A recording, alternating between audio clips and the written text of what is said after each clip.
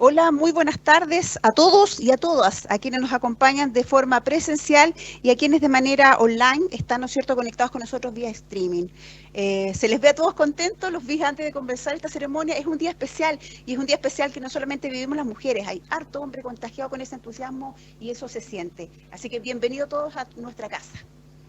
Hoy, en este día tan importante para nuestra organización, para la sociedad, para el país, conmemoramos un hecho histórico y tremendamente importante. Contarles que desde los héroes hemos trabajado arduamente por este trato que sea de igual a igual, porque acá todo aporta, cada cual aporta y así juntos vamos avanzando en una cultura diversa, equitativa e inclusiva. Vamos a invitar a don Alfredo Kunze, que es el presidente de nuestro directorio, que va a iniciar este encuentro tan importante para saludar, ¿no es cierto?, a nuestros invitados y para darnos su mensaje. Va a cortar camino. Sí, gracias. Gracias.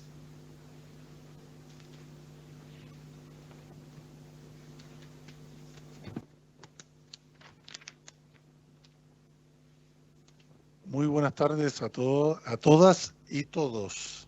Cambié el orden. ¿Ah? Y la verdad que estoy un poco nervioso, digamos, ante tantas damas. Fui debidamente instruido en las palabras a utilizar, los regalos con que presentarme hoy en la mañana en mi casa, digamos, con mis hijas. ¿Ah?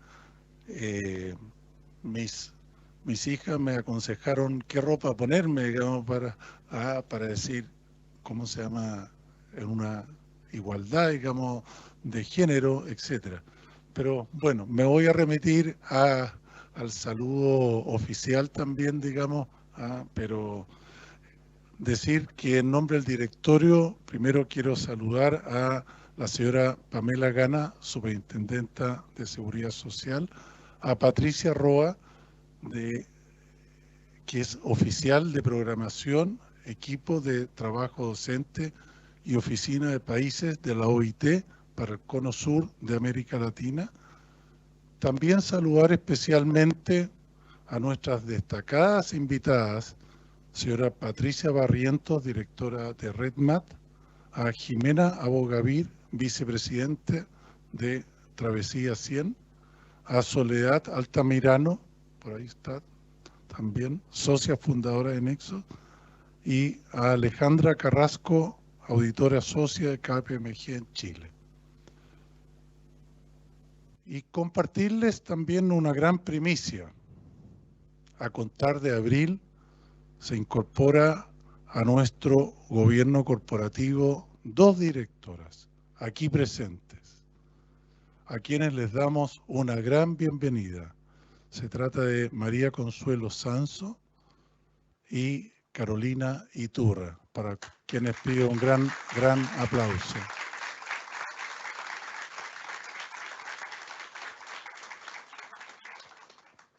También saludar a todas nuestras colaboradoras que nos acompañan acá y a aquellas que nos están viendo vía streaming. Son muchas, no voy a decir que son todas muy bellas porque si no, digamos, me van a sentenciar. ¿Ah? Todas ustedes hacen un gran aporte. ¿Ah?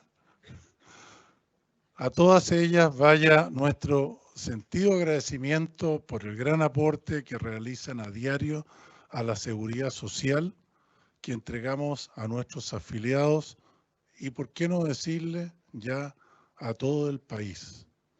Es un orgullo reunirnos hoy, en el Día Internacional de la Mujer, para acompañar esta instancia de reflexión, que estoy seguro nos permitirá continuar trabajando por la inclusión, la diversidad y la equidad de género. Porque el año 2020 nos convertimos en la primera caja de compensación certificada en la norma chilena 3262. El año 2021 recibimos también el reconocimiento Empresa Inspira de RedMat y recién el año 2022, recién pasado, recibimos el reconocimiento Compromiso Migrante. Contamos con una alta paridad en nuestra plana ejecutiva, como ya se mostró acá. El 62% de la dotación son mujeres, el 48% de los cargos con responsabilidad son ocupados por mujeres y el 64% de las contrataciones del año pasado fueron mujeres. Cifras importantes. Yo creo que pocas empresas, pocas instituciones de seguridad social tienen estos indicadores. Todas estas cifras hablan, por cierto, del compromiso de los héroes con la equidad de género. Por eso, hoy estamos reunidos para celebrar la diversidad y reflexionar acerca de cómo podemos seguir construyendo una sociedad más inclusiva.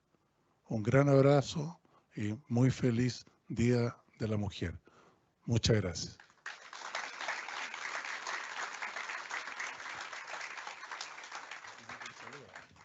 Muchas gracias por el saludo. Y tiene toda la razón, don Alfredo. Lindas, inteligentes, alegres, atrevidas, empoderadas. Y muchos más, muchos sinónimos más. Sí. Muchas gracias por sus palabras. Para quienes, ¿no es cierto?, estamos aquí presencial y recordar que estamos, ¿no es cierto?, en esta ceremonia también vía streaming con todos nuestros colaboradores y colaboradoras a lo largo del país. Ahora, para dar inicio, ¿no es cierto?, al primer panel de conversación, quiero dejar con ustedes a Gabriel León, bioquímico, doctor en biología celular y molecular y comunicador científico. Gabriel, adelante. Gracias.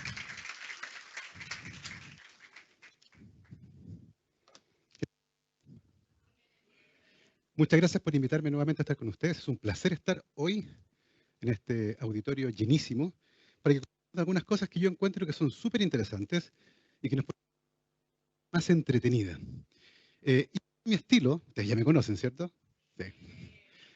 Vamos a dar un paseo, sin movernos de acá. Y ese paseo va a comenzar en este lugar que es hermoso. Este es un pueblo que se llama Birka. Está en una isla, un lago, cerca de Estocolmo, en Suecia. Y desde ese lugar en particular, que es una colina en esta isla, ustedes pueden ver que hay una vista completa a todo el estuario, se domina muy bien el paisaje desde ahí. Es un punto estratégico. Y por eso llamó mucho la atención cuando a fines del siglo XIX, un arqueólogo sueco muy importante, Hjalmar Stolpe, descubrió que en esa colina había una tumba. En la punta de la colina había una tumba de la era de bronce, 1000 años antes de Cristo, de un guerrero vikingo.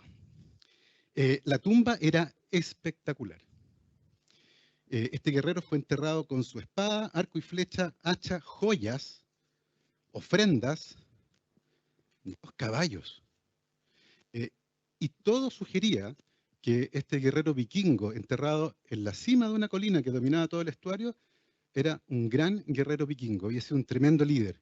Y probablemente esta tumba, la tumba del guerrero de Birka, es una de las más importantes de toda la cultura vikinga.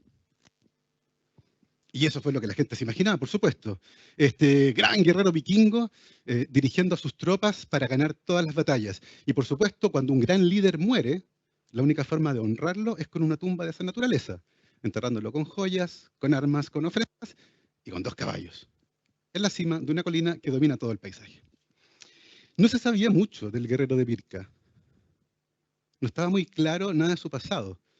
La tumba se descubrió a fines del siglo XIX.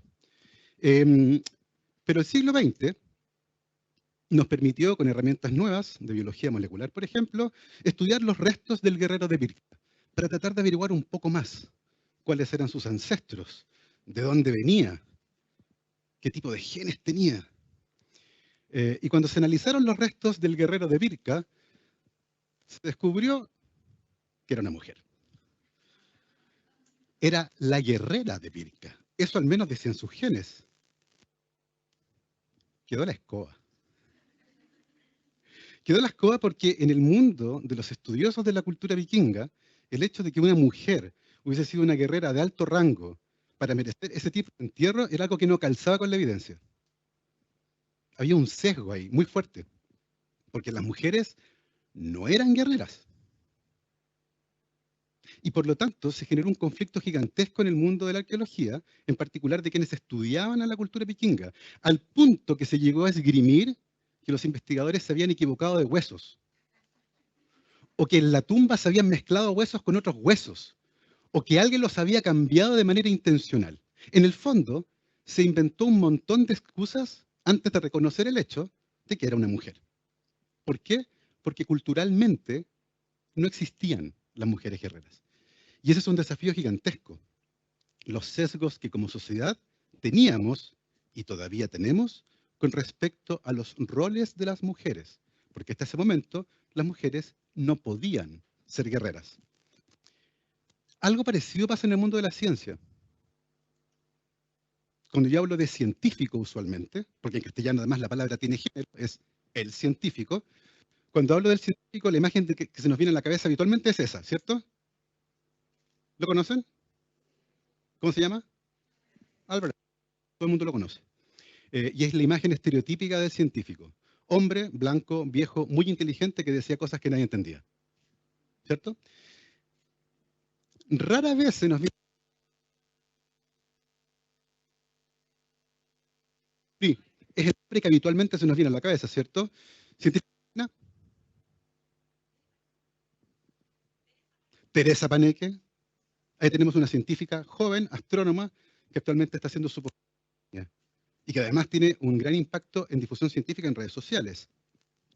Lo interesante de esto es que habitualmente cuando hablamos de ciencia, y nos referimos a la ciencia más antigua, por ejemplo a la de Galileo, y empieza uno a buscar nombres de mujeres, efectivamente encuentra pocos. Y la mayor parte del tiempo es porque las mujeres, así como tuvieron que luchar por el derecho a voto, también tuvieron que luchar por el derecho a educarse. Perfecto.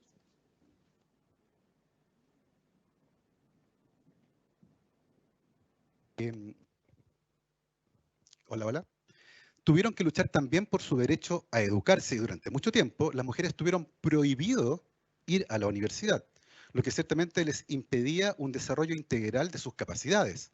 Se pensaba que las mujeres debían reservar su vida para el cuidado de la familia, la asistencia de los enfermos, el cuidado de los niños y evidentemente las tareas que están vinculadas con el hogar. ¿Y qué pasó cuando las mujeres lucharon por su derecho a educarse? Bueno, demostraron que evidentemente son capaces de hacerlo muy bien. Es el caso, por ejemplo, de Eloísa Díaz, la primera médico cirujano de Latinoamérica, que estudió medicina en la Universidad de Chile, graduándose en 1887.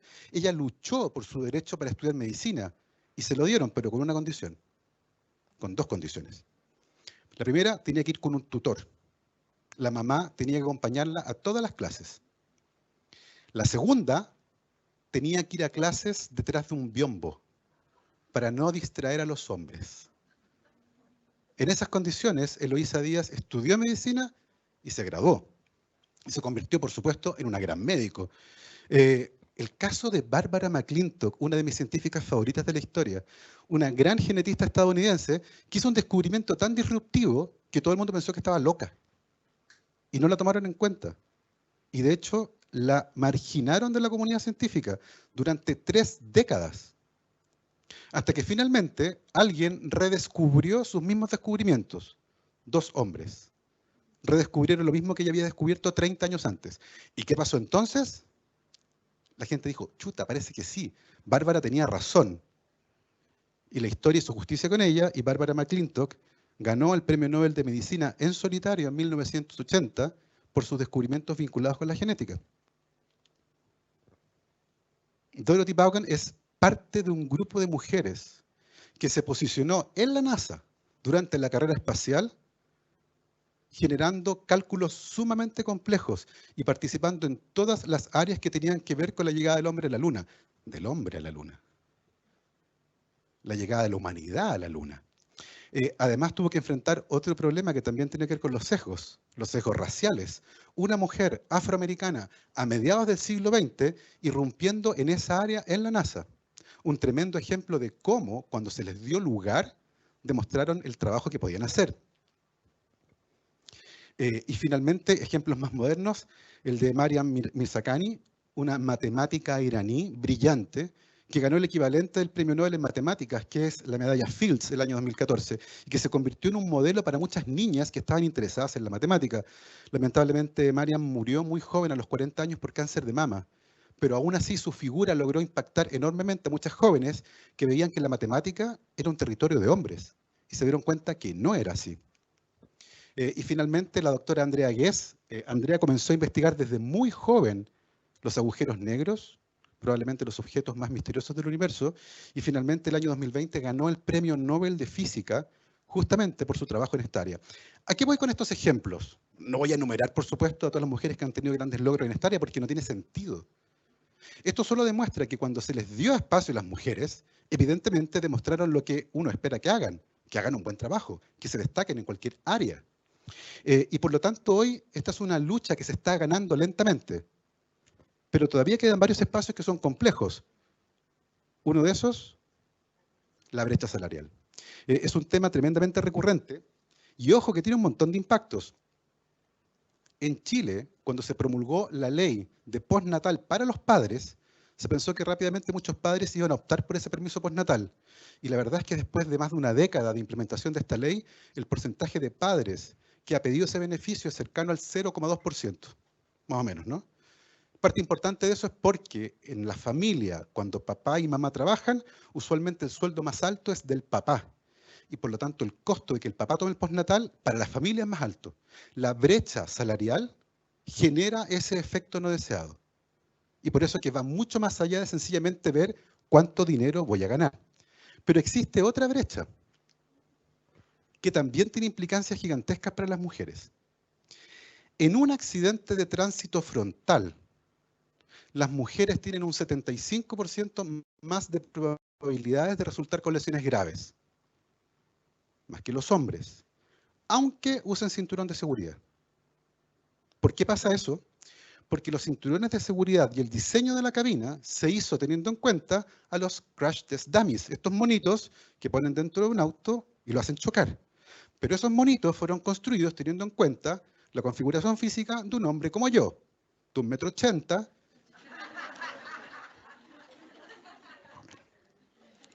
metro 70 kilos, ¿cierto? Que tiene una distribución de masa muscular, de grasa y tamaño de huesos que son distintos. Y lo que se hace habitualmente es achicar al monito para simular a una mujer. Y no se toman en cuenta las diferencias biológicas. Y eso explica por qué ustedes tienen más probabilidades de sufrir lesiones graves en un accidente de tránsito frontal, aunque usen el cinturón de seguridad. ¿Qué es eso? Un infarto. Dolor de pecho, dolor en el brazo izquierdo, infarto, ¿cierto? Típicos síntomas de un infarto, si son hombres. En las mujeres, los síntomas típicos de un infarto son diferentes. Y de hecho se dice que son síntomas atípicos. Bueno, resulta que son los síntomas de la mitad de la población del mundo. ¿Cómo pueden ser atípicos? Pero todavía en la Facultad de Medicina se enseña que esos son los síntomas típicos de un infarto, lo que explica que las mujeres mueran con mayor frecuencia de un infarto con respecto a los hombres, sobre todo si el médico que las atiende es hombre, porque habitualmente lo que diagnostica es una crisis de pánico. ¿Han sentido frío alguna vez en una oficina? Obvio. ¿Por qué pasa eso? Bueno, porque todos los cálculos de los sistemas de aire acondicionados se hicieron teniendo en cuenta el confort de un hombre de 1,70 m, 70 kilos, vestido con traje y corbata. Y por eso habitualmente las mujeres sienten frío en las oficinas, porque las oficinas están seteadas para una temperatura que es confortable para un hombre de 1,70 m, 70 kilos con traje y corbata. Por eso ocurre eso, y esto se ha estudiado, y existen diferencias de género en la climatización de las oficinas que hacen que las mujeres estén menos confortables y eso impacta en su productividad, porque nadie que esté pasando frío puede trabajar bien. Todos estos ejemplos que estoy dando aquí son producto de otra brecha, que ya no es la salarial, es la brecha de datos, que ha hecho que el mundo finalmente sea diseñado por y para hombres. Y esto evidentemente no pasó de manera intencional. No hay un grupo de hombres malvados, ¿cierto?, diseñando un mundo que es bueno para ellos y malo para ustedes. Esto pasó porque no se incorporó la perspectiva de género. Nadie se puso a pensar cómo funciona esto para las mujeres.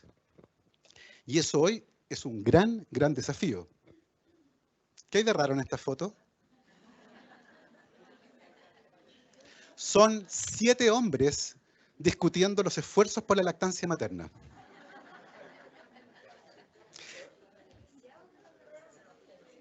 Ojo, ¿es importante que los hombres participen en este tipo de discusiones? Sí, obvio. ¿Pero parece razonable que no haya ni una mujer en este tema o en cualquier otro tema? No.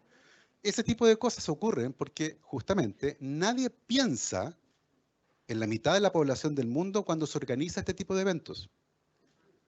Y ojo, es algo que hay que hacer de manera activa. A mí me ocurrió hace años atrás que participé en un evento donde no había ni una mujer. Y no me lo cuestioné, sencillamente fui. Y una investigadora me comentó, me dijo, oye, ¿te diste cuenta que no hay ni una mujer ahí?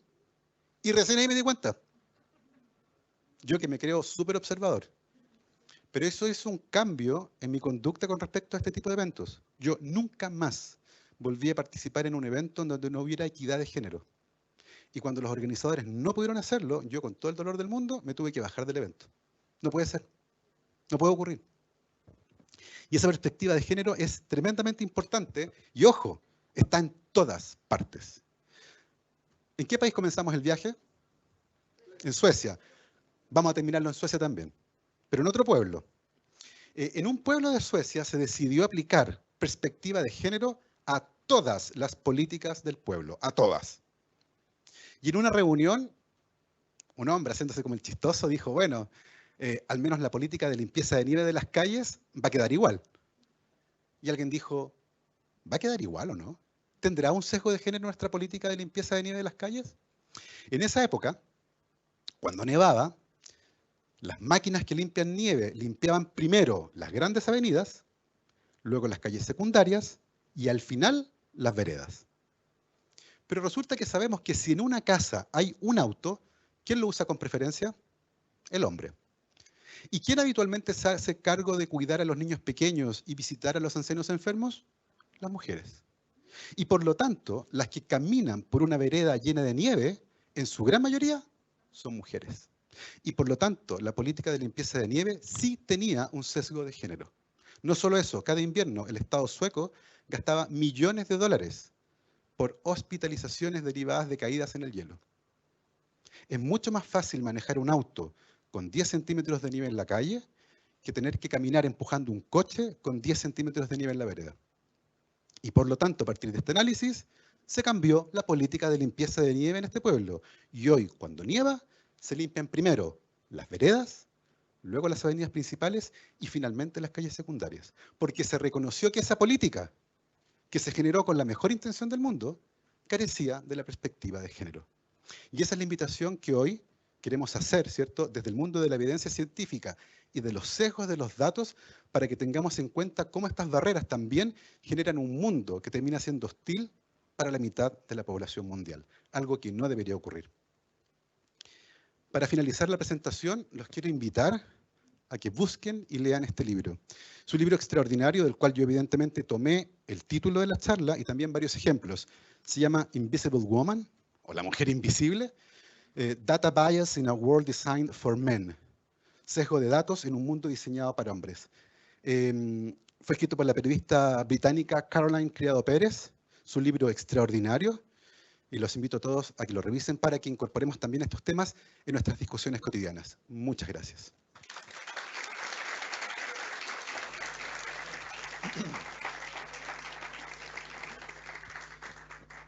Quiero agradecer nuevamente el espacio y la oportunidad que me han dado para estar con ustedes.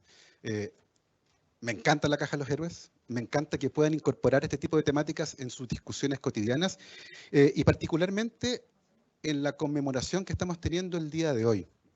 Creo que es tremendamente importante que las instituciones, tanto públicas como privadas, abran estos espacios de discusión y justamente lo que queremos hacer ahora es abrir el espacio de discusión para incorporar a un panel que nos va a acompañar a continuación para poder discutir desde distintas instancias y organizaciones cómo se está abordando, por ejemplo, la brecha salarial, la brecha de género y otras discusiones que son tremendamente importantes para el futuro, desde la caja de los héroes, ¿cierto?, hacia afuera, con ustedes que están acá conmigo en el auditorio y, por supuesto, para todos los que también nos están acompañando en la transmisión por streaming.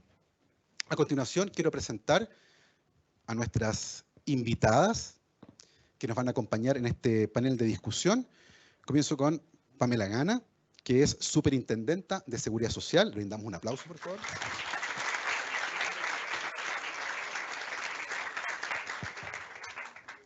Nos acompaña en siguiente lugar Patricia Roa, que es oficial de programación de la Oficina de la Organización Internacional del Trabajo para el Cono Sur.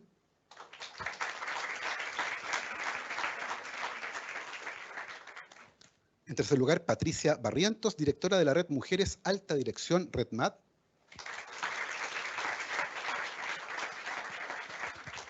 Y cierra nuestro panel Jimena Bogavir, periodista especializada en participación ciudadana, gestión local participativa y convivencia sustentable. Muchísimas gracias a todas por acompañarnos y me gustaría comenzar esta conversación con nuestra invitada, la superintendenta. ¿Cuál cree usted que es el rol de las organizaciones, tanto públicas como privadas, para promover la perspectiva de género de manera de disminuir las brechas como las que vimos acá, las laborales y las que tienen que ver también con los salarios? Bueno, primero que todo, muy buenas tardes a todos y todas. Felicitaciones a Caja Los Héroes por organizar esta instancia de conversación en este panel y además que también participen hombres y mujeres.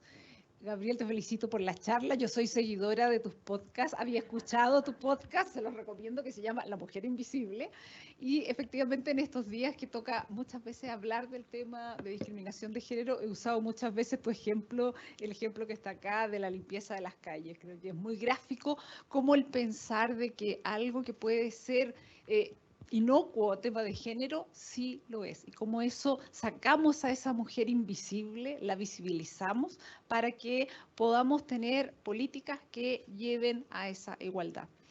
Ahora, respecto a esta complementariedad, por cierto que yo vengo del sector público, mi respuesta es obvia, de la importancia que tienen las políticas públicas en esto. Y yo creo que uno debiera pensar desde el punto de vista de lo cotidiano a lo más global. Primero que todo en el extremo, lo que son las diferencias de género. Es imposible no pensar en las 43 mujeres asesinadas en el contexto de femicidio durante el año 2022. Entiendo, del 2023 ya van 6. Eso es el extremo, ¿verdad? Uno dice, ese es el extremo de la violencia de género que puede sufrir una mujer. Y es cierto que las políticas públicas ahí tienen mucho que decir, no solo en la sanción, sino que en la prevención. Uno, de corazón, de guata, mi primer sensación cuando escucho femicidio, digo, ¿qué se creen? Esa es mi, ¿qué se creen? Que pueden matar a una mujer. Pero también si uno sigue en la revisión del día a día de las políticas públicas, por cierto que la política pública va marcando desde cómo se nace.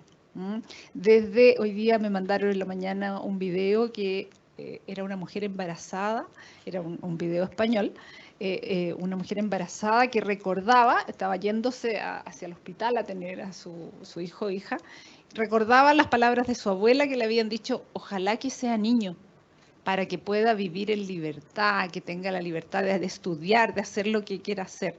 Recordaba las palabras de su madre, que también le había dicho, ojalá que sea niño, para lo mismo. Y ella se sentó y dijo, yo quiero que sea niña, y quiero darle un mundo mejor. Por lo tanto, también pensamos en las políticas públicas de esa niña por la que viene.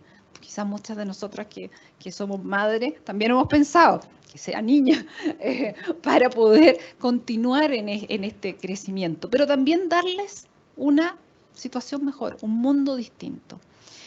Si uno sigue en la educación, ¿por qué mujeres no estaban más presentes en algunas áreas científicas, matemáticas, más tecnológicas, porque no estudiaban, porque desde el colegio se les enseña distinto. Está demostrado que en las clases de matemáticas muchas veces los profesores tenían sesgo de cómo le enseñaban a niños y niñas. Ahí las políticas públicas también tienen mucho que decir. También en niñas y adolescentes, la educación sexual. También es un tema importante cómo la educación sexual se imparte desde sin sesgos, que permita el ejercicio de la sexualidad sana en niños y niñas. Si seguimos educación obviamente universitaria, que se rompan estos estereotipos de que las mujeres están más presentes en actividades o en educación más propia, la salud, que sean en actividades de salud más científicas, que no solo sean a lo mejor niveles, sin desmerecer, por cierto, actividades de enfermería, sino que también sea el científico que se dedica a la investigación, el médico o de la salud que se dedica a la investigación. La inserción al mercado laboral, y eso obviamente me lleva también a mi área, que es la seguridad social. Cómo la inserción al mercado laboral, las políticas públicas tienen mucho que decir en el establecimiento de derechos. Hoy día se estaba discutiendo, no sé, se aprobó, el convenio 190, ¿sabes? 4 de la tarde, perfecto. 4 de la tarde, esperamos que pueda ser ley el convenio 190 de la OIT, que aborda la violencia y el acoso en el trabajo. Y tiene obviamente una perspectiva de género, de inclusión, en la cual se le ve ahí el rol que da el Estado al ratificar un convenio como ese, y imagino que Patricia va a profundizar, es muy importante, cómo eso después lo bajamos a hacer una política pública, a leyes, y ahí viene también la conexión, el trabajo conjunto con el sector privado, que se pueda coordinar aquello. Por lo tanto, obviamente la respuesta es que es central y en distintos ámbitos, desde la cuna a la, ¿cómo es el dicho? A la tumba. Por cierto, que las políticas públicas, y pasa por las discriminaciones salariales, en la seguridad social, por cierto, en todos los ámbitos. ¿Cómo regulamos, desde el punto de vista de la Superintendencia de Seguridad Social, que nos dedicamos a regulación y fiscalización, cómo regulamos que miremos los sesgos de género en cosas que pueden ser a veces, dicen, no, pero ¿por qué vamos a poner aquí como la limpieza de las calles? En todo lo que es el tema de cajas, todo lo que es la entrega de créditos. A ver, ¿qué diferenciaciones tenemos que hacer? Porque son distintos hombres y mujeres, cómo se ha ido generando su inserción, que tenemos que equilibrar la cancha para que cuando vengan a pedir un crédito, accedan a un crédito, sea igualitariamente. O en otra área que es nuestra área de fiscalización, que son las mutualidades de empleadores. Cuando hacemos estudios de puestos de trabajo, ciertamente está pensado un estudio de puesto de trabajo para un hombre de 1,70 m que pesa no sé qué, no para una mujer, es muy distinto el movimiento repetitivo de levantar cajas para un hombre y para una mujer. Eso nosotros como superintendencia también tenemos que ir evolucionando de cómo lo vamos incorporando. Son múltiples los desafíos que tenemos acá, pero creo que es importante que trabajemos todos juntos, ¿cierto? Mundo público y también mundo privado. En ese sentido, Patricia, ¿cuál es la visión de este tema en particular, de igualdad entre hombres y mujeres, desde una organización como la OIT? Bueno, muchísimas gracias por la invitación. Y nosotros tenemos una visión centenaria, porque somos una organización de 1919 que tuvo una visión auspiciada por la realidad. No estoy cierta si hubiese surgido la Organización Internacional del Trabajo en un contexto distinto a la revolución industrial. Recuerdan las mujeres en la fábrica, estaban principalmente en la industria textil, los hombres fueron a la Primera Guerra, muchos de ellos no volvieron. Entonces surgió con un mandato para regular las relaciones laborales, pero fuertemente en un tiempo en que precisamente no estaba, la palabra género era para definir la tela. Surgimos con una fuerte vocación para abogar por los derechos de la mujer trabajadora. Y hoy, 8 de marzo, recuerden que surge como el Día de la Mujer Trabajadora. Y por tanto es un sello que está en nuestra organización de carácter tripartito, trabajadores y empleadores, desde ni siquiera muy principio, sino que exactamente desde su inicio. Pero quiero mostrarles como el recorrido, porque esto ha tenido también una evolución. Entonces tenemos un primer convenio, ustedes saben que la OIT adopta convenios tripartitos que los países ratifican. El primer convenio es de protección a la maternidad, el convenio número 3. Luego pasamos a convenios de las responsabilidades de las mujeres trabajadoras, a rápidamente actualizarlo a un convenio de las responsabilidades familiares de los trabajadores. Y por lo tanto ya no es la mujer trabajadora, la maternidad, sino que son las personas trabajadoras que deciden conformar una familia con total libertad y que requieren de protección para las tareas y las obligaciones que asuman, no solamente la parentalidad, sino que también hoy día estamos utilizando este término porque hay muchos adultos que deciden ser padres y no necesariamente ejercen una maternidad o una paternidad como la conocemos biológicamente. Luego pasamos al convenio de igualdad salarial. Y esto que parece, si uno abre el diario financiero o cualquier estudio, yo les quisiera recordar que el convenio 100 es de 1951. Entonces, para todas las chiquillas, esto es como, no es nuevo. Hace mucho rato que está vigente este convenio en el mundo y en Chile fue ratificado en 1971. Entonces también, porque uno podría decir, es un convenio que se adoptó en 1951, que tardíamente en Chile lo ratificamos, pero no, ha pasado muchísimo tiempo. Entonces, esto que parece que tú señalabas como la brecha salarial es una obligación que tiene el Estado de Chile hace casi 50 años de garantizar un trabajo, una igual remuneración para un trabajo de igual valor. Y esto es muy importante porque también hay sectores que están feminizados donde hombres no alcanzan la justa retribución. Claro, mayoritariamente la brecha afecta a las mujeres, pero es una brecha para garantizar el género. Y llegamos finalmente a los últimos dos convenios de la OIT. El convenio 189 que tiene una gran humanidad, que es el convenio que regula el trabajo decente de las trabajadoras domésticas, principalmente mujeres, ¿no? Y que ha sido a propósito de la mujer invisible, son esas mujeres tan necesarias, pero a veces necesarias para la familia, que son tan valoradas quizás dentro del hogar, pero que son tan invisibles, ¿no? Y que ahora están, si yo les preguntara la antigüedad del Sindicato de Trabajadoras de Casa Particular, ANECAP, en Santiago, se sorprenderían muchos quizás, que es uno de los sindicatos más antiguos, 70 años. Yo no sé si teníamos esa visibilidad ahora que tienen pleno derecho, que todos estamos en Previred, que subimos el contrato, que estamos conscientes de sus obligaciones. Y el último convenio, que el que aludía la superintendenta, es el convenio 190.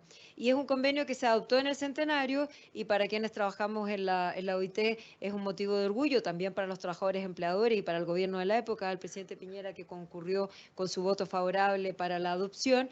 Es un motivo de orgullo porque es un convenio que completa los derechos fundamentales para garantizar que toda persona, hombre, mujer, diversidad, tenga un mundo del trabajo libre de violencia y acoso. Es un convenio muy ambicioso, es un convenio bien moderno que por sabiduría tiene un año de preparación, va a entrar en vigencia un año después de que se publique en el diario oficial, porque ese año vamos a tener que todo el 2023 esta caja, la superintendencia, a nivel legislativo, de reglamento, sector público, sector privado, vamos a tener que todos trabajar, también las empresas. Los sindicatos, en cómo prepararnos para cumplir esos nuevos estándares. ¿Y qué es lo que está detrás de esto? Es que efectivamente, y lo recordaba, no es un llamado de atención que hizo ayer nuestro secretario general de Naciones Unidas, y que lo recuerda hoy día el director general de la OIT, es que lamentablemente uno de los compromisos que hemos tomado como humanidad de alcanzar la igualdad de género el 2030 es el que está más lejos de cumplir. Y vamos a tener que hacer grandes esfuerzos. Yo no los quiero agobiar porque ninguno de nosotros va a estar vivo para esa época en que el último cálculo de alcanzar, cerrar la brecha de igualdad de género es en 130 años. A mí lo que más me deprime es que las niñitas que hoy día nacieron en una maternidad pública o en una clínica privada, tampoco. Y es muy probable de que las hijas de las que ahora tienen horas de vida hagan un gran esfuerzo para vivirlo en su vida laboral, porque tampoco queremos, antes se decía que eran 70 años, entonces uno decía, bueno, por lo menos las que nacieron hoy de viejitas verán, pero esperemos que no tengan que trabajar y tengan buenas pensiones. Pero lo que quiero decir es que esto es un desafío, y así lo entiende Naciones Unidas y principalmente la OIT, no solo para garantizar los derechos que todas las mujeres tenemos en nuestra diversidad, sino que para garantizar una vida con bienestar para todos y para todas. No les voy a decir los cálculos que se han hecho en Chile, en Japón, en todo tipo de países, de si más mujeres se incorporaran a la fuerza laboral, cuánto incrementa esto el PIB. Lo de Chile es francamente una vergüenza en la región. Hay países muy pobres que tienen más mujeres trabajando que nosotros. ¿Cuál es la explicación? Entonces, se trata de la manera en que cómo acordamos vivir juntos. Y para la OIT queremos proponer que los acuerdos que tomemos para vivir juntos incluya el trabajo decente, y eso significa y supone la igualdad de géneros para el bienestar de hombres y mujeres, y creo que esa es nuestra principal inspiración, y espero que este día redoble nuestros esfuerzos y nuestro compromiso. Qué interesante saber que desde el comienzo de la OIT está en el corazón, ¿cierto?, de su nacimiento, la mujer trabajadora. Y es interesante recordarlo particularmente hoy. Patricia Barrientos, desde el mundo de las empresas y ustedes como organización, ¿cuáles son las principales brechas laborales entre hombres y mujeres que ustedes han conseguido detectar? Bueno, antes que todo, muchas gracias por la invitación. Es un honor estar aquí compartiendo con ustedes esta fecha tan interesante. Bueno, qué duda cabe que las brechas aún existen, lamentablemente, desde la participación de las mujeres en el campo laboral, el trato, la oportunidad de desarrollarse profesionalmente. Nuestro trabajo en RedMat se ha enfocado en 3 causas, que ya se han hablado en muchos foros, en este y en otros. La primera es la participación de las mujeres en alta dirección. Fíjense que hoy día tenemos, voy a copiar mi torpedo, actualmente la participación de las mujeres en los directorios de las empresas privadas que reportan a la CMF alcanza un 12,7%. Y en casi la mitad de las empresas, un 47% aproximadamente, no hay mujeres directoras. Si observamos qué ocurre en la gerencia, en las primeras líneas de las empresas, en el C-Level que le llamamos, este número alcanza al 21,1%.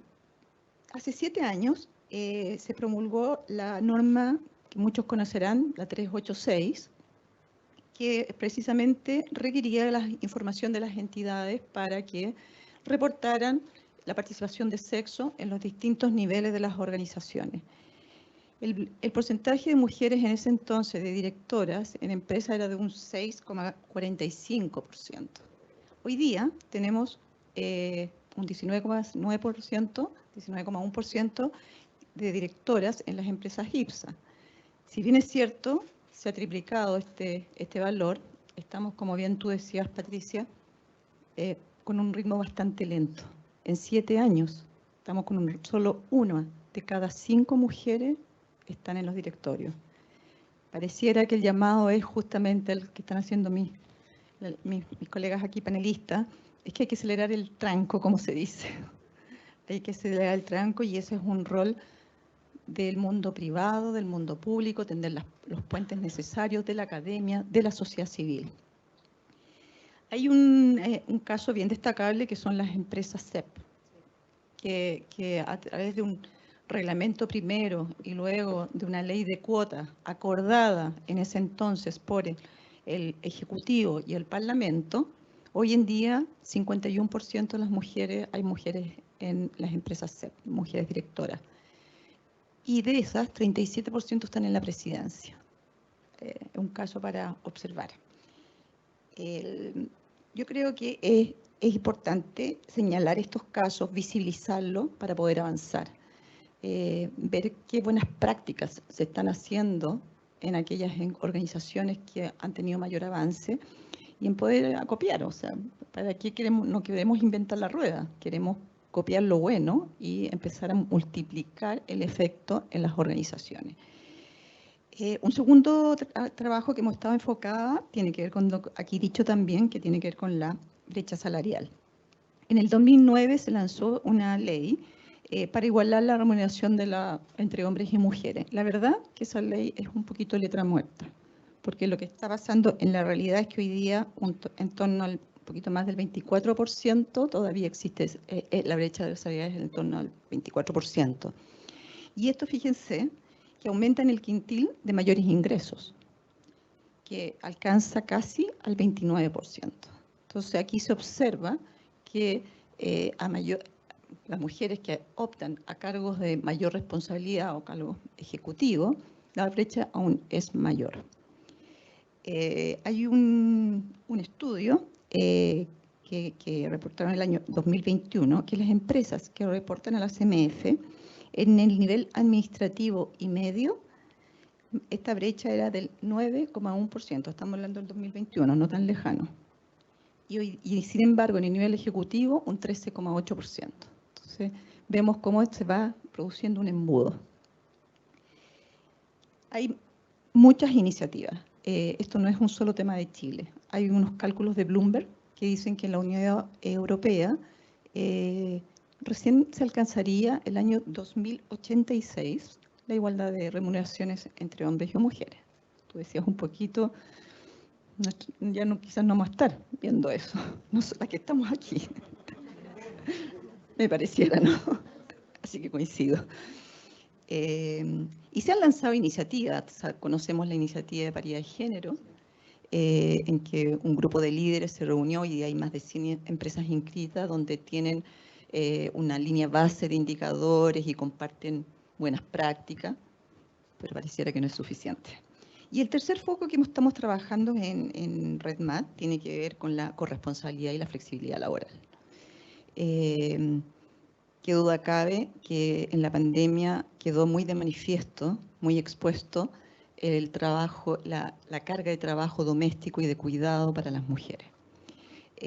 Creo que ahí hay harto que trabajar y ahí sí coincido, se requiere un trabajo en conjunto con políticas públicas, con la empresa privada, con la academia, con las organizaciones civiles, para poder trabajar en esto, que sin duda es un factor clave en el avance de la mujer en el campo laboral y en posiciones de liderazgo. Con todo, yo creo que, bueno, creo que aquí hay mucho por hacer y a mí me alegra mucho este tipo de eventos en donde estamos compartiendo, porque no es un trabajo de nosotras las mujeres solo. Acá la invitación a que como sociedad, en su conjunto, trabajemos todos, hombres y mujeres. El que las mujeres tengan mayor participación en el campo laboral o en puestos de poder, de ejecutivos, etcétera, no solo beneficia a las mujeres, esto beneficia a las familias, beneficia a la sociedad, beneficia a la economía. Por lo tanto, es algo que tenemos que contribuir todos. Absolutamente, y la Caja de los Héroes lo entiende así, por eso nos pareció importante juntarnos a conversar de estos temas, más allá de lo deprimente que puedan sonar los números, porque creo que el mensaje es claro, hay que apurar el tranco. En el fondo estamos viendo hacia dónde tenemos que llegar. En ese sentido, Jimena, tú te has especializado mucho en verificar lo que ocurre en el mundo de la tercera edad también, que muchas veces además sufre otro tipo de sesgos. Desde esa perspectiva, ¿cómo has visto tú lo que ocurre con las brechas laborales en ese rango etario en particular? Gracias, Gabriel. Feliz de estar acá con ustedes. Bueno, yo tengo el privilegio de haber caminado de la mano 5 generaciones. Abuela, madre, yo, hija, nieta. Y wow, la diferencia, ¿cierto? O sea, cuando yo pienso en mi abuela y pienso en mi nieta, hay realmente una cosa que hay que, o sea, y no que agradecer, porque ha sido fruto de una conquista, de una lucha que no ha sido fácil, pero creo que hoy día hemos comentado ya suficientemente todos los pasos que se han dado que eran insospechados. Pero al mismo tiempo, esto no es igual para todos los ámbitos y eso me da mucha risa. Una anécdota, ojalá que no salga de acá. Yo estaba con mi marido viendo la noticias en la televisión y anuncian que nombran a Rosana Costa, presidenta del Banco Central. Y mi marido, un hombre muy evolucionado, dice, no, ¿hasta dónde vamos a llegar con esto de las mujeres? Y yo lo encontré tan divertido, pero al mismo tiempo un ejemplo tan claro, lo que tú decías, o sea que en el fondo hay un ámbito STEM que se le dice, ¿no es cierto? Ciencia, tecnología, ingeniería y matemática, que estaban vedadas antes y afortunadamente hoy día ha ido cambiando. Pero ahí a mí me gustaría agregar también innovación y emprendimiento. Es más difícil para una mujer conseguir capital semilla. También, por otro lado, en cuanto a innovación, por ejemplo, y emprendimiento, vemos que las 3 unicornios chilenos son todos varones. Entonces, creo que ahí ese mundo también está siendo sutilmente, no digo vedado, pero mucho más difícil de alcanzar. Y en otros ámbitos también, o sea, por ejemplo, el pequeño detalle, hay más investigación dedicado a tratar las enfermedades que tienen que ver con el aparato reproductivo de los varones que de las mujeres. Ahora, otro tema que también es una brecha también muy sutil, que probablemente está poco documentada o no lo he visto yo, pero que es evidente, que es el factor del físico de las mujeres en cuanto a su empleabilidad y cómo eso nos pega en la medida en que vamos envejeciendo. O sea, hoy día nosotros tenemos un estereotipo de belleza que claramente no corresponde al estereotipo chileno, ¿cierto? La mujer joven, rubia, blanca y delgada. Entonces, cuando nosotros le agregamos las canas, las arrugas y el rollito, claramente hay una cosa que es muy sutil, pero que ahí está. Otro tema que también me gustaría mencionar es el tema de la digitalización. En el sentido que, así como STEM, ¿no es cierto?, eran áreas vedadas, la computación también. Y por lo tanto, yo me acuerdo cuando yo era joven que yo hablaba de que venga el computín, pero siempre era un hombre. Entonces, cuando se trata de imaginar que ese espacio puede ser femenino, y hoy día menos mal que esas cifras han aumentado, es sorprendente. El trabajo que hemos hecho digitalizando pensionados, siempre al principio el prejuicio era las mujeres mayores ni quieren ni pueden. Y resulta que lo que hemos comprobado juntos es que las mujeres mayores no solamente quieren, sino que pueden y además asisten con mucho más regularidad y mucho más esfuerzo. Bueno, y por último, la última brecha que no quiero dejar de mencionar, que aquí se ha esbozado, es el tema de las cuidadoras. Y desgraciadamente uno habla de las cuidadoras. Actualmente, en un estudio que acaba de sacar la Caja, el 27%, con la Universidad del Desarrollo, un 27% de las mujeres que no trabajaron en el último trimestre fue porque estaba cuidando a alguien, y solo el 5% los varones. Entonces, aquí hay un dolor brutal. Yo he visto a nietecitas sacadas del colegio porque tienen que cuidar a la abuelita en hogares que el único recurso económico es la madre. Entonces yo creo que también ahí hay varios ámbitos que hace que revisemos el cómo la sociedad como tal, al margen género, nos hacemos cargo del envejecimiento. Tenemos varios desafíos que hemos revisado en esta primera ronda de preguntas. Vamos a pasar a la segunda ronda. Vamos a ir un poquito más rápido aquí. En un par de minutos poder reflexionar sobre estos temas para ir cerrando. Y el primero tiene que ver con algo que es bien llamativo, porque se han mencionado muchas normativas, muchos acuerdos, que buscan justamente equilibrar la cancha, pero eso no ocurre. Como que ha costado ahí. Desde la política pública, Pamela, ¿cómo conseguimos, por ejemplo, dar acceso a cargos de importancia en las empresas por igual a hombres y mujeres? Vemos que hay normas, pero muchas veces no se cumplen. ¿Cómo conseguimos empezar a mover este bote?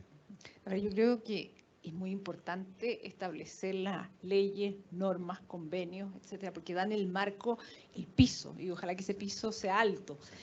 Si eso no ocurre, yo vengo del mundo supervisor de hace muchos años, por lo tanto tengo el sesgo, lo reconozco, de que la buena práctica está bien, pero no creo que funcione del todo. Por lo tanto, creo en una regulación fuerte, vengo del mundo regulatorio y fiscalizador, creo en una regulación fuerte que dé el impulso. Por lo tanto, el cumplimiento de aquellos es importante, pero eso también es entre todos y todas. No se puede hacer solo desde esa que quede escrita. Alguien decía, está escrito, pero no, la verdad es que no significa mucho. Es la intención clara de que ocurra. Tú ponías el ejemplo del sistema de empresas públicas. Eso es una intención, algo planificado y realizado por parte del gobierno del presidente Boric de tener esa paridad en las directoras. Y no solo en directoras, sino que sea de la presidencia. O sea, tenemos Banco Estado hoy día con presidenta mujer. Entonces, tenemos ese tipo de cosas que tienen que hacerse carne desde lo práctico. Por lo tanto, la coordinación, el trabajo colaborativo, el empezar a ir más allá, también desde cada uno en las órbitas personales, comunitarias, laborales, etcétera, de empezar a darle vuelta, ¿qué es lo que hago diferente? Yo vengo desde un evento del Instituto de Seguridad Laboral, que es otro de nuestros fiscalizados, en el cual estaban generando una firma de convenio como de un comité transversal de género para mirar en todas las áreas cómo introducen la perspectiva de género.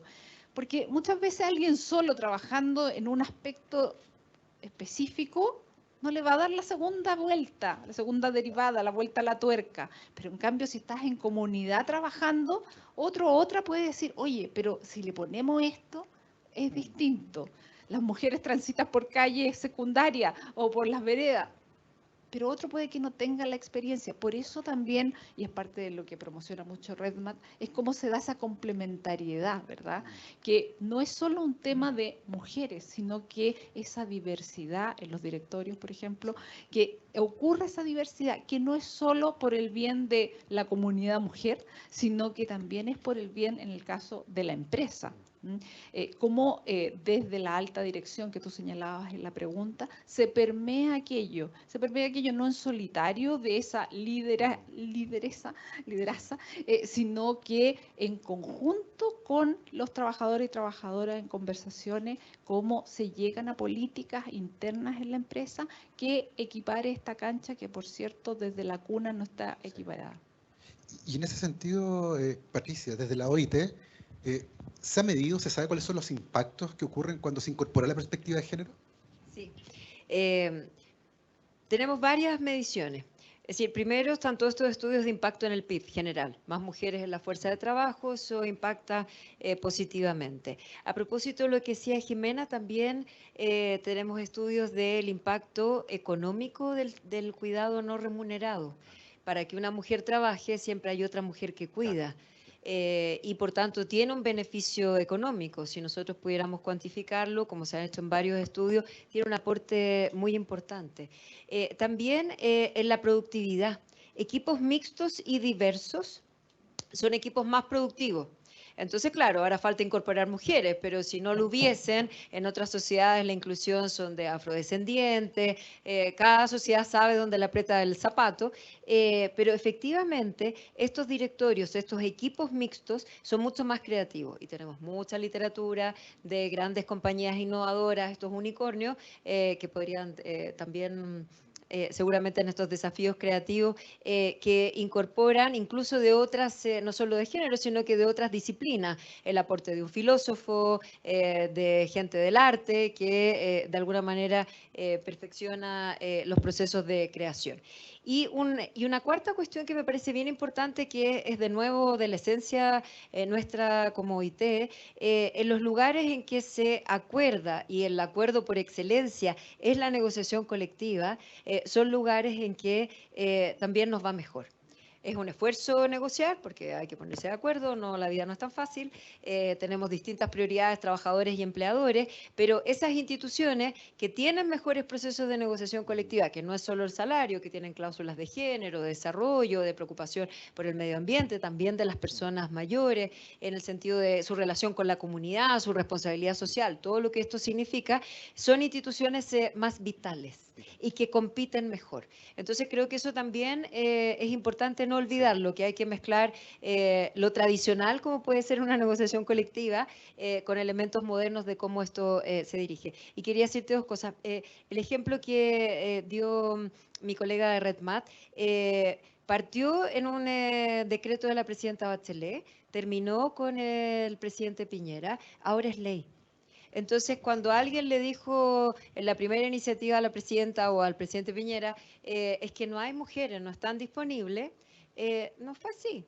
Fue una obligación autoimpuesta y luego hoy es ley. Y se discute ahora en el Congreso Nacional el avance de una cuota para los directorios de las empresas privadas. Entonces, eso muestra que es posible. Y lo último, creo que parte de las mujeres sí quieren y pueden participar en la tecnología. Hay una anécdota preciosa de la señora que descubrió el buscador Google, una mujer mayor, y que le preguntaba, y que creo que es fantástico la interacción de lo que es traer a los millennials la educación, por favor quisiera saber dónde encontrar una receta de, no sé, pollo.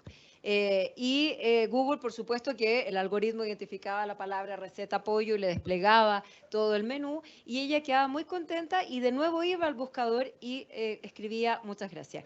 Entonces, pudo aprender perfecto, googleó todo lo que quiso y aportó algo que a veces las nuevas generaciones olvidan, de las 3 palabras mágicas. Por favor, muchas gracias, que es muy importante recordar. Qué interesante poder visibilizar también lo que ocurre cuando efectivamente se potencia la perspectiva de género en las empresas, porque comunicar esos buenos resultados ciertamente hacen que se adapten con mayor rapidez este tipo de medidas. Patricia, justamente desde RedMad, ¿cómo ustedes pueden impulsar que más mujeres lleguen a cargos directivos? Bueno, RedMad es la primera organización de mujeres en alta dirección que persigue la igualdad y la complementariedad de género para aportar a la transformación de las empresas y hacerlas finalmente más sostenibles.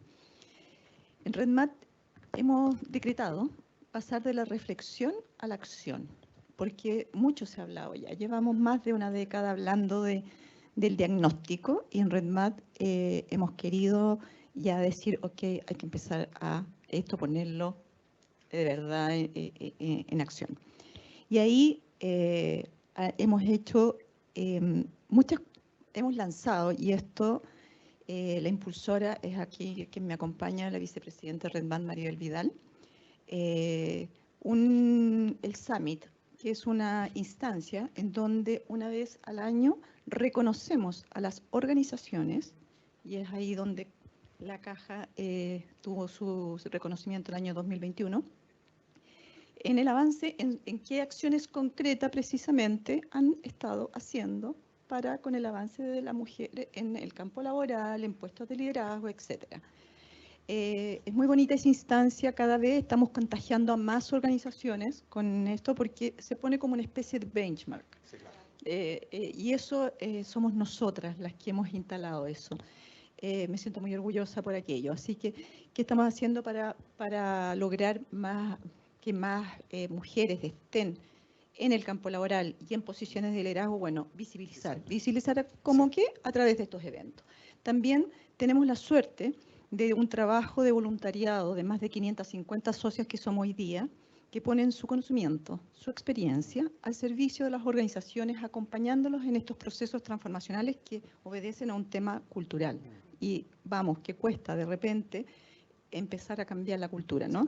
Bueno, nuestras 550 socias, en colaboración, hemos establecido colaboración con el mundo público, con el mundo privado, con las organizaciones civiles, con organismos internacionales, en donde con ellos hemos estado sistematizando estudios, evidencia que ponemos disponibles para que todos los lean. De hecho, en nuestra página está Radar, que es donde tenemos más de, me corrige, 150, 180 estudios, con evidencias que ilustran mucho para ver cómo estamos, a dónde queremos llegar. Yo siempre digo, lo que no se mide no existe. Por lo tanto, tener métricas es súper importante. No solo hacer el diagnóstico, no solo pasar a la acción, sino que cómo estamos midiendo. Y yo creo que ahí en RedMad estamos trabajando colaborativamente con todos los stakeholders de la sociedad. Qué importante, ¿no?, visibilizar lo que se está haciendo, porque eso justamente ilumina el camino para los que vienen un poco más atrás.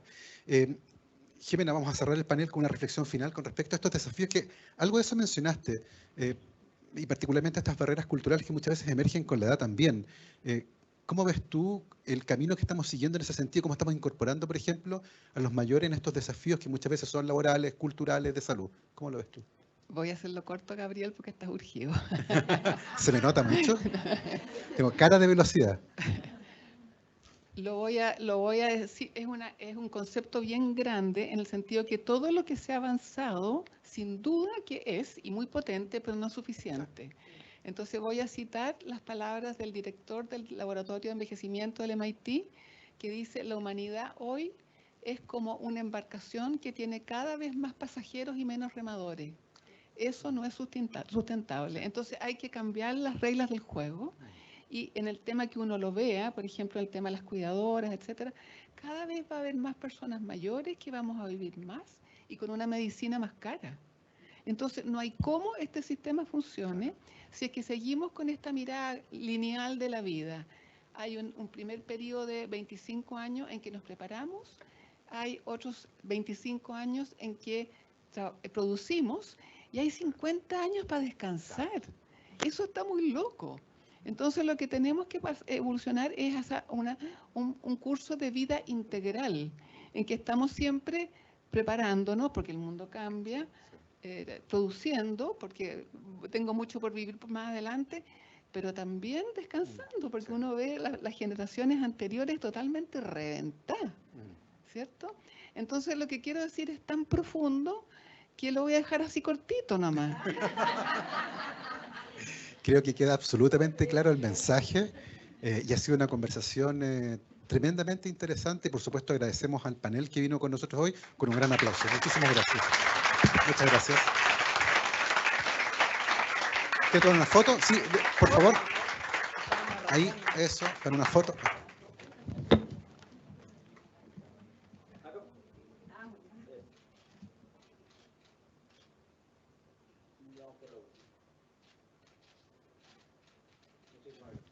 Muchas gracias, un aplauso. Espero que me hayan perdonado. ¿Eh?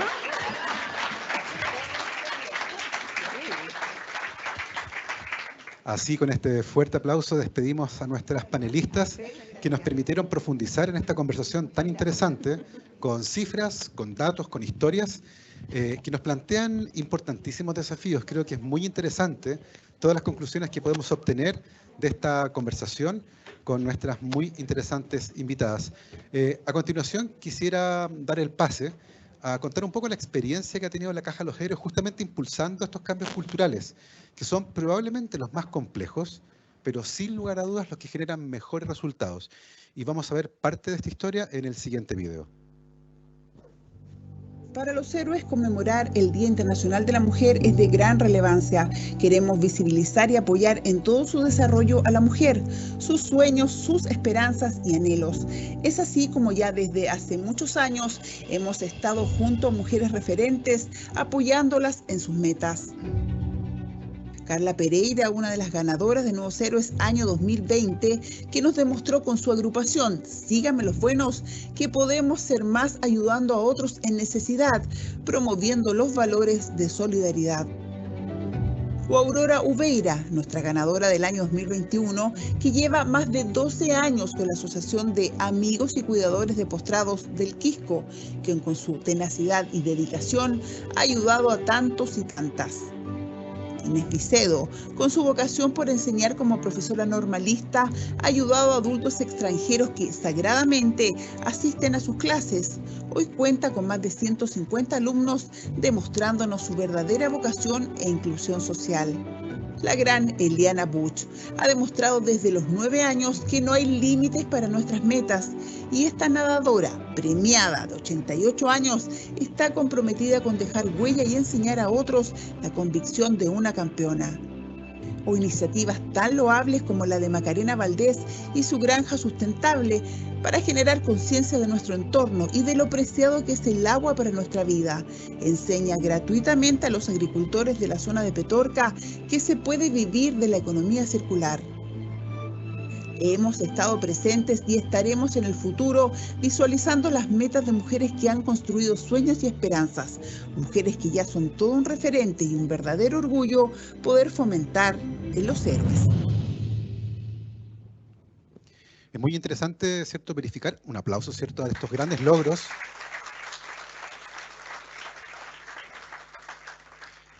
Es muy interesante poder verificar cómo el trabajo de la Caja Los Héroes ha servido como motor de cambio, ¿cierto?, para impulsar varios de los desafíos que conversamos durante el primer panel. Y justamente para profundizar sobre aquello, sobre los logros y los desafíos que hay desde la Caja Los Héroes, queremos tener un segundo panel de conversación con invitadas, esta vez, que vienen justamente desde el mundo de la Caja Los Héroes. Van a ser rostros que ustedes conocen y que nos van a permitir tener una conversación muy, muy interesante sobre los temas que tienen que ver con cómo la Caja, justamente, ha adoptado estos compromisos y ha impulsado acciones para poder generar parte de los cambios que vimos en el video. Yo a continuación voy a pasar aquí al costado para poder presentar al panel. Nos acompaña en esta ocasión Soledad Mazarelas, gerenta de Red Comercial y Pensionados. La recibimos con un aplauso.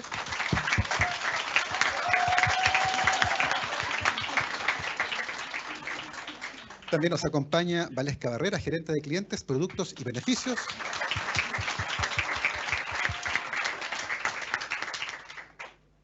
Claudia Carrasco, gerente de Operaciones y Tecnologías de la Información.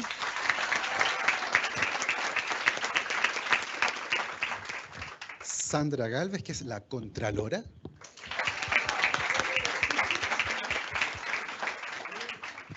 Y en el extremo del panel, Verónica Villarroel, gerente de Personas y Comunicaciones.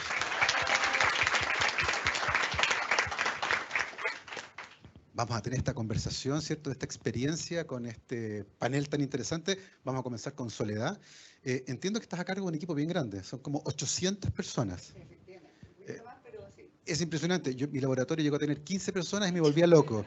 ¿Qué ha significado liderar a un equipo de esa magnitud? Ha sido realmente maravilloso, ¿ya? Lo primero es estar tremendamente agradecida de la oportunidad que me han entregado los héroes en este desafío tan importante, porque cuando tú lideras a un grupo tan grande, en realidad tienes que partir desde la base de que somos seres humanos, que todos somos distintos, que todos tenemos una historia y que el trabajo se genera y los resultados como consecuencia de esa convicción de ese ser humano que está detrás. Entonces, la verdad es que no puedo decir más que estar tremendamente agradecida de haber sido capaz de construir un equipo que trabaja con tanta convicción, que le pone alma y corazón a todo lo que hace y que, de nuevo, tiene que ver porque nuestra base y no los pilares somos nosotros. Somos las personas las que somos capaces de construir de una forma competitiva, pero colaborativa, ¿ya? Y eso hace que no tengamos imposibles, que todos los desafíos que se nos ha puesto, digamos, el destino, seamos capaces de conseguirlo. Pero también detrás de eso hay un sentido de responsabilidad muy, muy grande, ¿ya? Que te llena de satisfacción y que te compromete, ¿ya? Porque no puedes no responder. Hay un grupo humano que está esperando que estés con ellos, y lo más importante es que no hay rol, todos los roles suman, todas las posiciones sumamos, y nada, ya solamente decirte tremendamente agradecida, un desafío maravilloso y una gran oportunidad en la vida. Maravilloso, un aplauso. Valesca, tú estás en un área donde la innovación es central y durante mucho tiempo el mundo de la innovación, y particularmente lo mencionamos en el panel anterior, las carreras STEM, ¿cierto?, donde la innovación nace, estuvieron cerradas las mujeres. Lentamente esos espacios se han comenzado a abrir. ¿Cuál ha sido tu experiencia justamente a cargo de esta área? Mira, primero que todo, Gabriel, y no puedo perder la oportunidad de que nosotras, como miembros de la administración de Caja Los Héroes, somos unas afortunadas de poder contar con una administración 100% de equidad, ¿ya? Donde todas tenemos la oportunidad de plantear nuestras ideas y de complementarnos con nuestros compañeros, ¿ya? Tenemos un tremendo privilegio de ser dirigidos por un gerente general que impulsa personalmente los temas de equidad, y eso no se da en todas las organizaciones, y eso es un valor que Caja Los Héroes tiene. De verdad que no podía perder la oportunidad de comentarlo porque lo considero muy importante. De acuerdo a la pregunta, mira, yo creo que las mujeres, y lo siento absolutamente, somos gestoras, ¿ya? Desde el sentido natural en adelante, ¿ya? Somos creadoras por naturaleza. Tenemos esa oportunidad de ir movilizando hacia la creación. O sea, tenemos un llamado, un mandato casi natural que es súper relevante y que está en nuestras bases. Entonces, tener la oportunidad de dirigir un área donde tenemos que ir creando productos, tenemos que ir creando beneficios con sentido de equidad, ¿ya? Eso yo creo que es fundamental para los desafíos que nosotros tenemos, para los que tiene la sociedad, y nosotros, Caja Los Héroes, tenemos un rol social que nos mueve profundamente, ¿ya? Esto no es un discurso. En Caja Los Héroes no vivimos la equidad de un discurso para afuera. Lo vivimos porque lo sentimos así, gestionamos de esa forma, y en las capacidades que tenemos las mujeres, ¿cierto?, en esta organización nos permite, ¿ya?, y que es algo también natural de las mujeres y un atributo muy fuerte que tenemos, el ver el todo, ¿cierto?, en vista integral, sin perder lo pequeño. Y eso nos pasa desde la administración de nuestros hogares, de nuestras familias, y eso lo llevamos al sentido laboral. Entonces, La innovación lo tenemos intrínsecamente, ¿ya?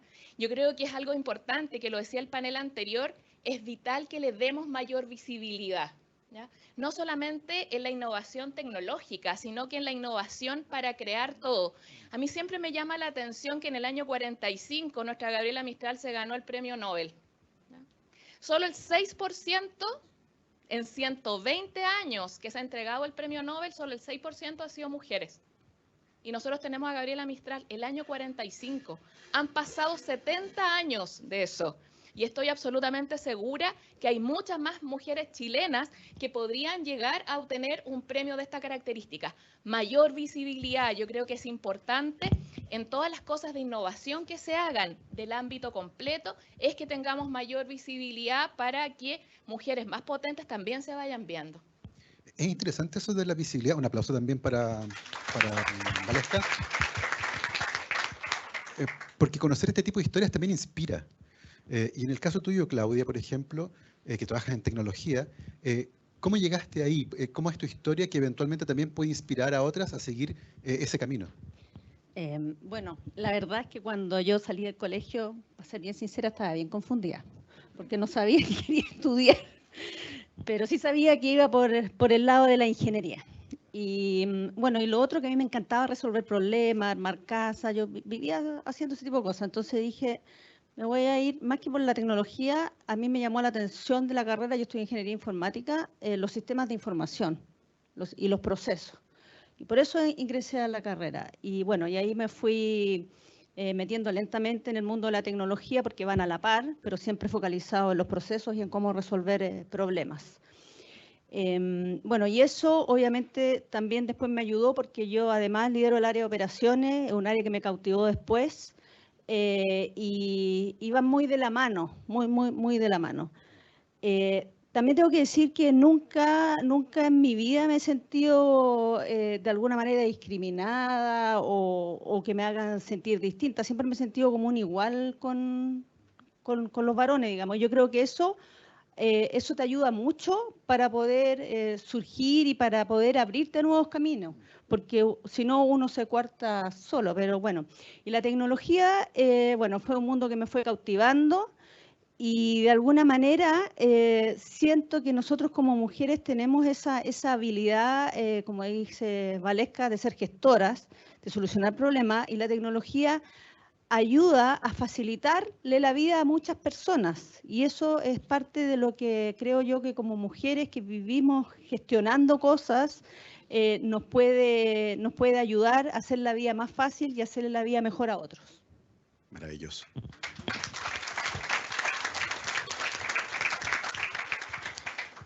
Sandra, habitualmente en las empresas uno mira y está el contralor, es como el científico, ¿cierto? Es raro que no, es la contralora. Cuéntanos cómo fue llegar a ese mundo, ¿cierto? Bien complejo, ¿cierto? Mundo del derecho bien complejo en una empresa como esta. Sí, bueno, la verdad que un simple no me inspiró a ser contralor. Esa es la realidad. Yo hace 25 años trabajaba en una empresa auditora, ¿cierto? Y me llamaron por primera vez a postular el cargo de contralor. Y se me ocurrió preguntarle a un compañero que yo había partido por mucho tiempo, había compartido, ¿cierto? Habíamos trabajado a la par. Resulta que le digo, oye, ¿cómo es el mundo del contralor en la realidad? Y yo, bueno, recibí una respuesta no esperada, en que me dice, así, porque la tengo muy marcada, me dice, mijita, ese cargo no es para mujeres. Además, usted es muy suavecita. Esas fueron, y las tengo aquí, ¿cierto? No sé si soy muy suavecita, jefecitos, ahora, ¿cierto? Pero estos 24, 25 años, ¿cierto? Me llevaron y me dieron la razón de haber elegido eso, porque después que salí de la oficina, dije, oye, mi mamá y mi papá eran súper disruptivos, ¿cierto? Mi mamá, una mujer de 98 años tendría hoy día, que se casó muy tarde, en ese tiempo, 41 años, me tuvo a los 41 años, 41 años, y mi padre una corresponsabilidad enorme porque todos trabajábamos, ¿es cierto? Yo también hacía las planillas de posiciones de mi papá, entonces ahí me tenía cabra chica haciendo. Entonces dije, mis papás me enseñaron a decir que no hay un no por respuesta. Entonces dije, no, ese cargo es mío. Y ahí partí, definitiva. Y el cargo de Contralor, ¿cierto? No hay roles para las mujeres específicas, pero sí el cargo de Contralor tiene todo lo que han dicho mis compañeras. Tiene esa capacidad, las mujeres tenemos esa capacidad de integrar, ¿cierto? Y la Contraloría tiene que integrar, tiene que tener una visión normativa, qué controles, qué riesgo. Entonces, esa capacidad, la capacidad de escucha, la capacidad de cercanía que tenemos las mujeres, me ha llevado a que en 25 años he liderado equipos de Contraloría con muchas mujeres, me encanta trabajar con mujeres, con hombres también, por supuesto, tengo en mi equipo, ¿cierto?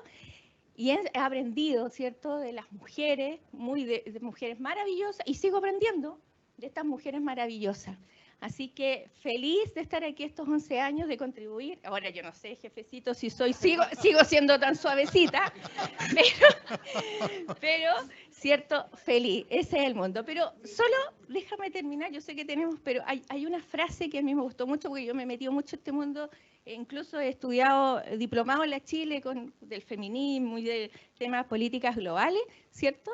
Y que hay una escritora inglesa, ¿cierto? Del año 1800, que a lo mejor muchas de ustedes la conocen, Mary Shelley, ¿cierto? Que innovadora, ¿cierto? En su tema de ciencia ficción, ella dijo, yo quiero o deseo mujeres, ¿cierto? No con más poder sobre los hombres, pero más poderes en sí mismas. Y eso, el corazón, lo tenemos todos. Gracias, Sandra.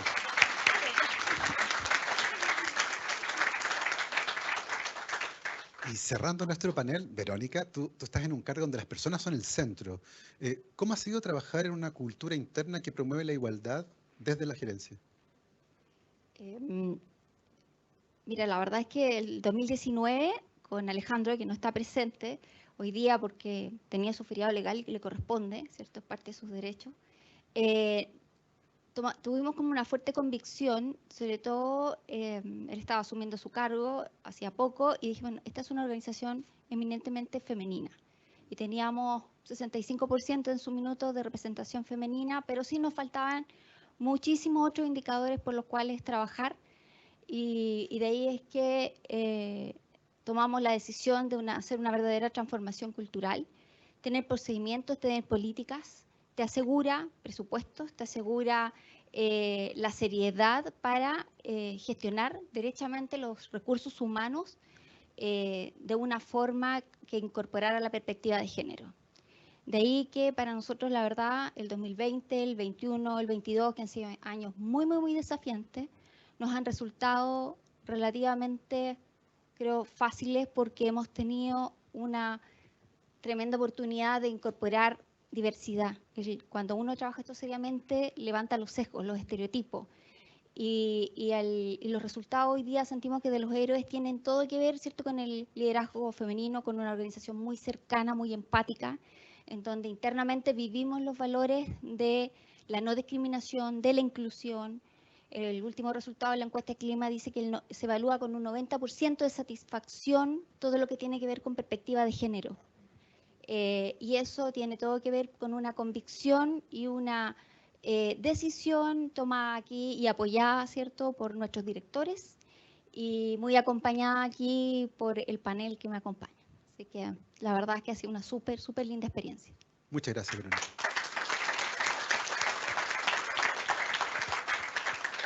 Qué interesante conocer desde dentro la experiencia de la Caja Lovero, una experiencia que por supuesto se puede exportar a otras empresas para que tomen caminos similares a los que han tomado ustedes, que han resultado ciertamente tan exitosos. Así cerramos este panel. Muchísimas gracias por haber participado. Vamos a tomar una foto ahora, por favor, Verónica, quédense para una foto, por favor, para cerrar el panel con un recuerdo ahí.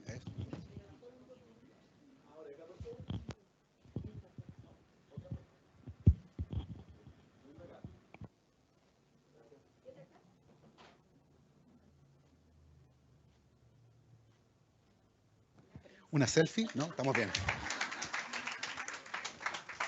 Despedimos entonces al panel de conversación que cierra este evento de conmemoración del 8M y a continuación dejo con ustedes a Andrea. Cerremos juntos. Cerremos juntos.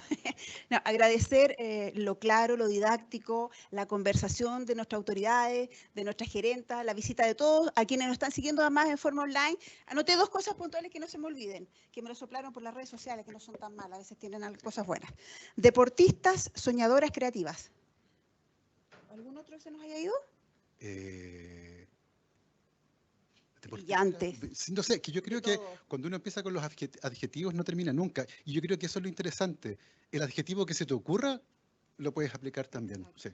Sí. Bueno, todas nos sentimos identificadas con algunos de esos conceptos y los llevamos todos. Así que, bueno, se les agradece. Ha sido una jornada muy importante, una jornada para reflexionar en lo que hemos avanzado, ¿no es cierto?, en nuestra organización, en la sociedad, en el país, pero también nos impone el desafío de pensar cuánto nos falta y cuánto podemos aportar cada cual desde nuestra vereda, desde nuestro espacio chiquitito, del espacio más amplio.